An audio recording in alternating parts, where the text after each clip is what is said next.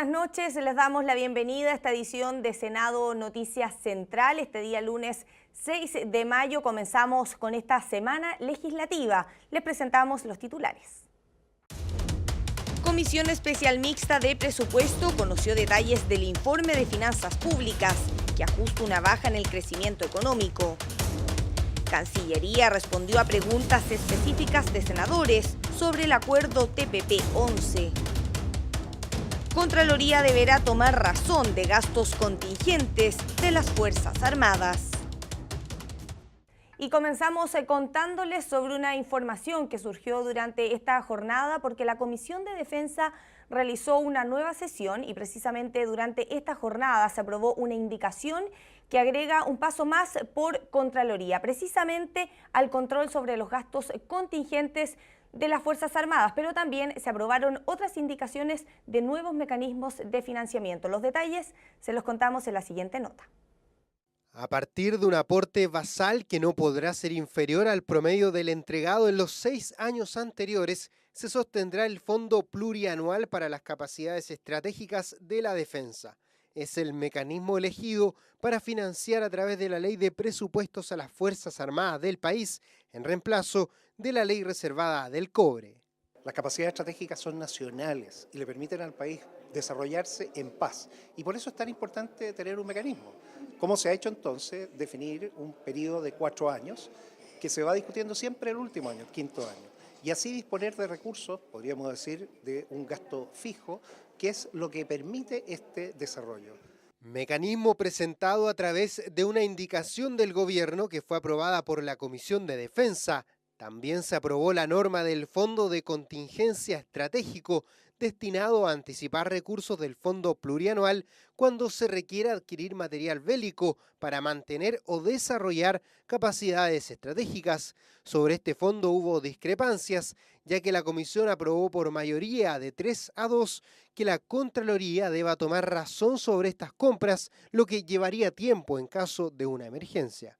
Obviamente este es un tema que tendremos que discutir y probablemente habrá que fijarle un plazo especial a la Contraloría a fin de que en estos casos la toma de razón sea mucho más rápida de lo que contempla la propia ley orgánica de la Contraloría. Al no tener los recursos en el momento en que se requiere, otro país sea el que se lleve esa capacidad estratégica que podríamos haber tenido nosotros. Las compras o las adquisiciones de capacidad estratégica son de otra naturaleza, de otros tiempos. Y en general lo que se busca es un mecanismo que tenga flexibilidad y que tenga control. El primer control es el control democrático que ejerce el Parlamento, que es algo que no existía antes.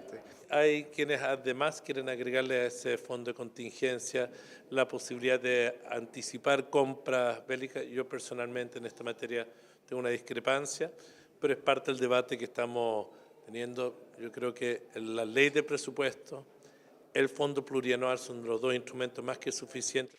Discrepancias que quedaron expresadas en la votación de indicaciones, discusión en particular de un proyecto que ya pasó por la Cámara de Diputados y que al término de una sesión más podría llegar a la sala del Senado para su votación definitiva. No se descarta que algunos aspectos de la iniciativa deban ser resueltos en una eventual comisión mixta.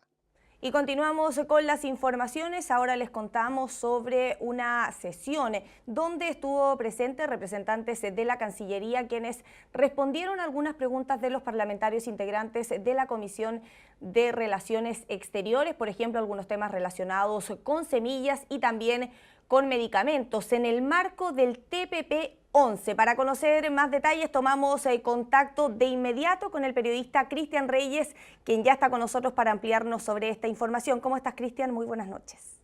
Así es, muy buenas noches. Fue la Dirección General de Relaciones Económicas de Cancillería finalmente que, más que exponer, se dedicó a responder a los requerimientos de los senadores de la Comisión de Relaciones Exteriores sobre el TPP-11, este acuerdo de asociación multisectorial tan comentado, por ejemplo, en redes sociales. Pero los voy a invitar de inmediato, ¿les parece?, a que podamos ver el tenor de las preguntas y respuestas, este feedback que se dio hoy en la mañana acá en el Congreso en Santiago, frente, por ejemplo, a temas tan puntuales como los resguardos en materia de agricultura familiar, especialmente en el sur del país, especialmente también en lo que se refiere a las comunidades indígenas. Que esto es una oportunidad para poder aclarar por qué este acuerdo, por ejemplo, se señala el tema de las semillas.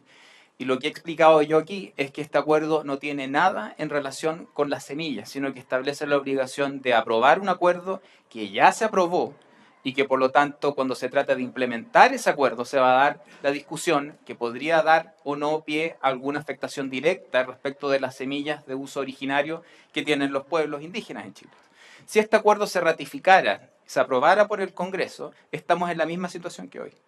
Es decir, con una disposición de aprobar el acta del UPOP 91, que tienen otros 3 acuerdos de libre comercio ya ratificados o vigentes para Chile. Recordemos que el TPP-11 está firmado por Australia, Brunei, Canadá, Chile, Japón, Malasia, México, Nueva Zelanda, Perú, Singapur y Vietnam.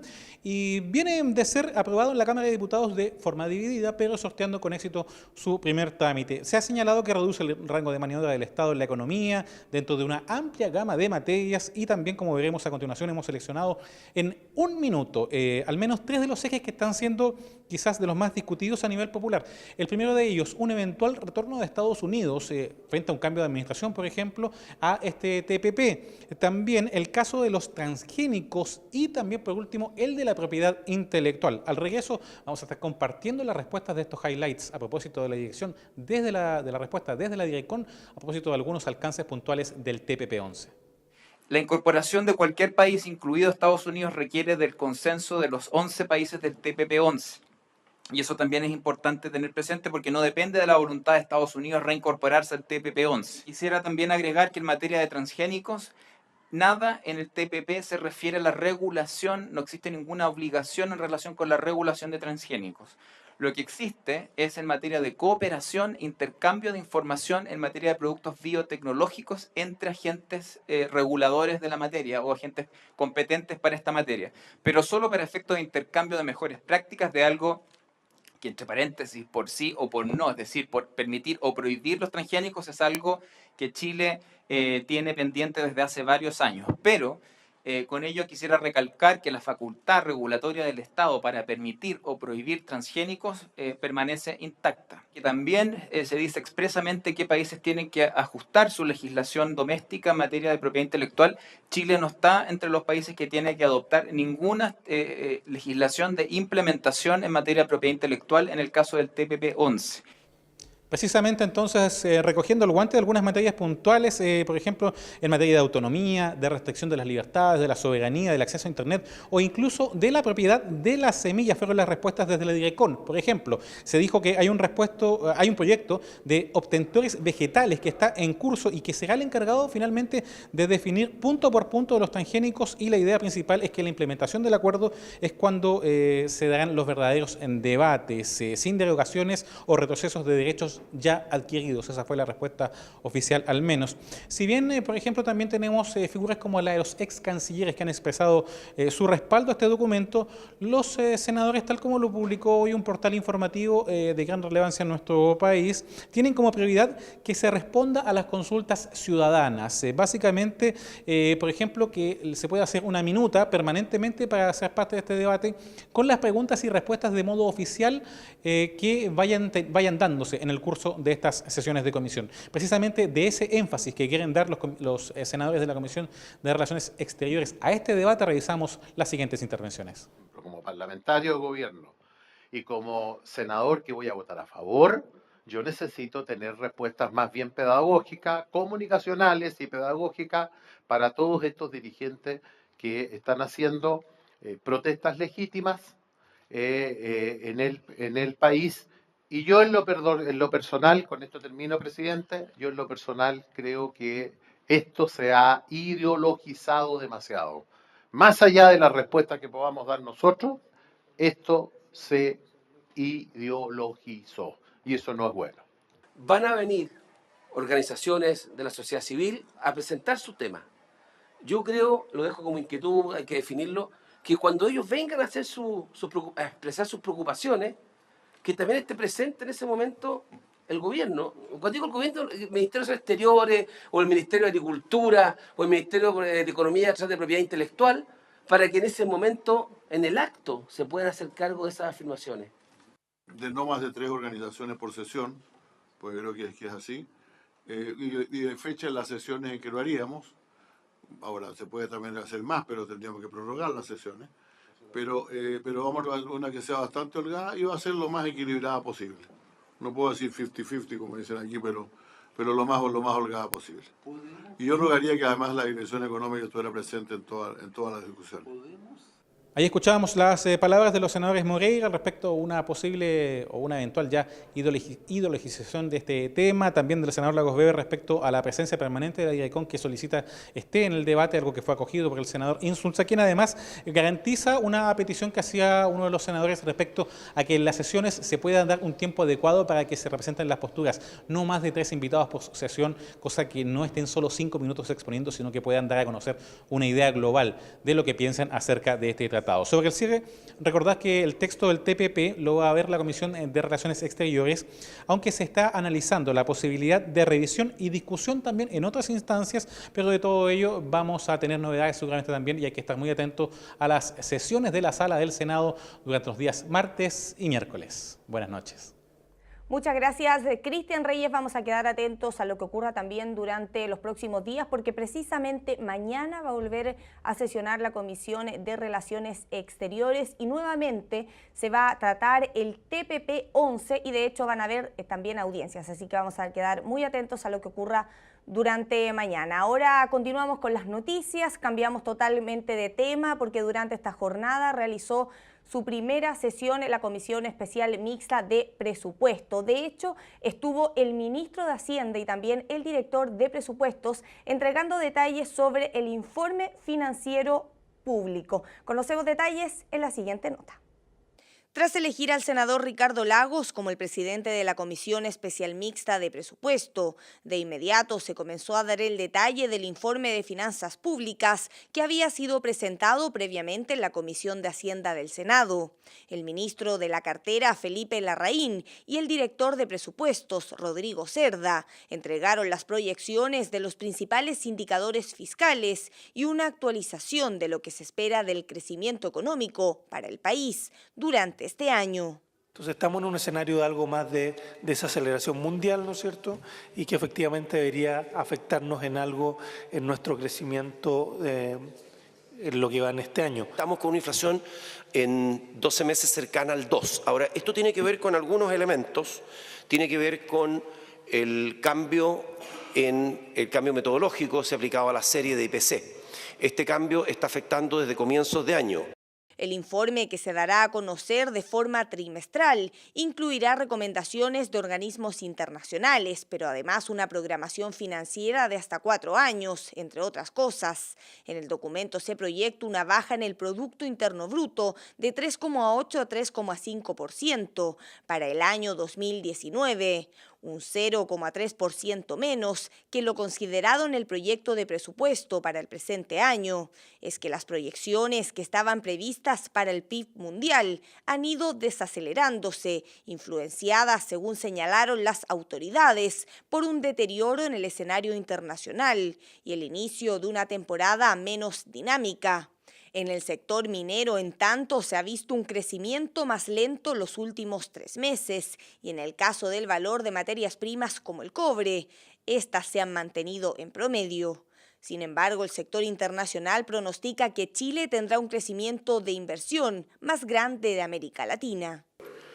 Yo creo que es bien valioso que se reconozca la caída en la proyección del crecimiento y del PIB y de la demanda interna. Y esto fue lo que nosotros planteamos en la discusión de la ley de presupuesto en octubre. O sea, parecía más optimista de lo que proyectaba el mercado. Pero quiero decirle que todavía nos parece alto. Usted reafirma acá que lo que hay es una reducción de la estimación de crecimiento de la economía chilena y lo suyo sigue estando en el rango medio de lo que ha proyectado el Banco Central, pero está bastante más optimista que lo que dicen los expertos consultados de la plaza, los cuales en Consensus Forecast usted está como 0,3 o 0,2 puntos por arriba del promedio. Pero lo que tenemos hoy día es ese. Una economía que crece, pero menos y más lentamente. Cambios en la institucionalidad fiscal que tienen como base apelar a la transparencia a través de la implementación, por una parte, del nuevo Consejo Fiscal Autónomo y del informe de finanzas públicas, que permitiría ir actualizando de forma periódica el escenario macroeconómico del país, algo que parlamentarios esperan, además se pueda replicar también en regiones. Y por unanimidad, la Sala del Senado aprobó el proyecto de eficiencia energética que pretende regular al nivel de todos los consumos. Los detalles los conocemos a continuación. El 15% del consumo energético de todo Chile radica en los domicilios y a futuro se quiere avanzar en construcciones mucho más eficientes desde el punto de vista energético, las que dependen del Ministerio de Vivienda y están incorporando nuevos estándares, los que en la próxima década podrían ser una exigencia para todo el mercado inmobiliario. El proyecto de eficiencia energética incluso establece normas de construcción y supervisión con sus respectivas multas y sanciones en caso de que éstas no sean cumplidas. Otro punto importante será la información que se entrega a los eventuales compradores de una nueva vivienda. Y hacer una nueva política en materia de calificación energética de las viviendas, a mí me parece sustancial, porque eso es conectarse con el mundo real, conectarse con el mundo que viene, en donde uno pueda de alguna manera determinar el impacto de una nueva vivienda en función de la eficiencia. El sector público no estará ajeno a la eficiencia, según esta propuesta de ley. Esto dado que solo el gobierno central gasta 200.000 millones de pesos por año en consumo de energía. El área productiva del país destina el 8% de sus costos a la compra de combustibles y electricidad, incluso pudiendo superar el 15% de gasto en el caso de las industrias que ocupan energía de manera más intensiva. Serán este tipo de empresas las que deberán informar al gobierno cuánta energía gastan y también deberán comprometerse generando planes de eficiencia y tecnología para sus procesos productivos. Proyecto que, si bien se aprobó en general por la Sala del Senado, ahora habrá una etapa de indicaciones hasta el 30 de mayo en la que se podrán hacer correcciones, por ejemplo, al tema de las multas, que no dejó a todos conforme. Para incentivar que en todos los aparatos del Estado que consumen y son grandes demandantes de energía, sean los que den el ejemplo en la transición al uso de medidores digitales conectados en red. ¿Y por qué? Porque así el Estado puede demostrar efectivamente que usando de forma racional los recursos eléctricos se puede economizar. Por tanto, una empresa podría no comunicar un sistema de gestión de energía, no obtener la certificación alternativa de una norma, no enviar informes anuales de consumo, es decir, ahorrarse toda la gestión de eficiencia energética por alrededor de 24 millones de pesos, cifra que para empresas que tienen consumos energéticos altos parecen claramente ser nada. La senadora Isabel Allende, una de las autoras del proyecto, pidió que pueda ser promulgado antes de la COP25 que organizará Chile, ya que también apunta a hacer más eficiente y menos contaminante la generación de energía. Yo espero que con este proyecto demos un paso más en lo que tiene que ser nuestras políticas energéticas que nos permita hacer usos racionales, sustentables y sobre todo ir dejando atrás, como ya acabo de señalar, lo que lamentablemente en este momento se está provocando por la sequía que nos ha acompañado este ciclo, que ir aumentando la carbonización de nuestra forma de generar la energía. Iniciativa que, de convertirse en ley, recaerá en el Ministerio de Energía, que estará encargado de presentar un plan de eficiencia energética cada 5 años ante un Consejo de Ministros para la sustentabilidad. Y ahora ponga mucha atención, le queremos hacer una invitación a todos ustedes porque precisamente a continuación de Senado Noticias Central tenemos un nuevo capítulo del programa Profundidad de Campos. Sergio Campos conversó con la senadora Carmen Gloria Aravena. ¿Quiere saber cuáles fueron algunos de los temas que trataron? Se lo presentamos en el siguiente adelanto. Hola, ¿qué tal? Saludos cordiales aquí en el canal del Senado. Invitación para Profundidad de Campos con la senadora Carmen Gloria Aravena, el conflicto en la Araucanía. ¿De qué manera se puede seguir adelante para encontrar una paz que sea duradera? La situación del subsecretario del Interior, que compra terrenos en la zona indígena. El problema del agua, el abastecimiento a los sectores que todavía no tienen agua potable. Todo eso y mucho más aquí en Profundidad de Campos, TV Senado.